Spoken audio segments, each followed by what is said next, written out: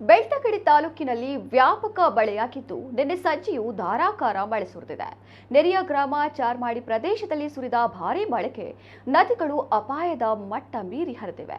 ನೆರೆಯ ಪುಲ್ಲಾಜೆ ಸೇತುವೆಗಳು ಮುಳುಗಡೆಯಾಗಿದ್ದು ವಾಹನ ಸಂಚಾರಕ್ಕೆ ಅಡ್ಡಿ ಉಂಟಾಗಿದೆ. ಕಳೆದ 2 ದಿನಗಳಿಂದ ಈ ಭಾಗದಲ್ಲಿ ನಿರಂತರ ಮಳೆಯಾಗುತ್ತಿರುವ ಪರಿಣಾಮ ನದಿ ಉಕ್ಕಿ ಹರಿದಿದೆ. ಮಳೆಗಾಲದಲ್ಲೂ ಬಾರದೇ ಇರುವಂತಹ ಮಳೆ ಈಗ ಸುರಿಯುತ್ತಿದ್ದು ಇದರಿಂದ ಜನರು ಕೂಡ ಆತಂಕಗೊಂಡಿದ್ದಾರೆ. ನದಿಯಲ್ಲಿ ನೀರಿನ ಮಟ್ಟ ಏರಿಕೆಯಾಗುತ್ತಿರುವ ಕಾರಣ ತೋಟಗಳಿಗೆ ನದಿ ನೀರು ನುಗ್ಗುತ್ತಿದ್ದು ಕೃಷಿ ಹಾನಿ ಕೂಡ ಸಂಭವಿಸಿದೆ. ಚಾರ್ಮಾಡಿ ಘಾಟ್ ಪ್ರದೇಶದಲ್ಲೂ ಅಲ್ಲಲ್ಲಿ ಸಣ್ಣ ಪ್ರಮಾಣದ ಗುಡ್ಡ ಕುಸಿತ ಉಂಟಾದ ಬಗ್ಗೆಯೂ ಸ್ಥಳೀಯರು ಮಾಹಿತಿ ನೀಡಿದ್ದಾರೆ.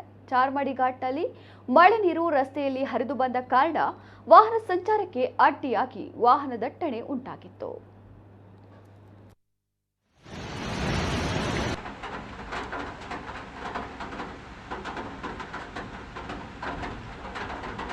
Polis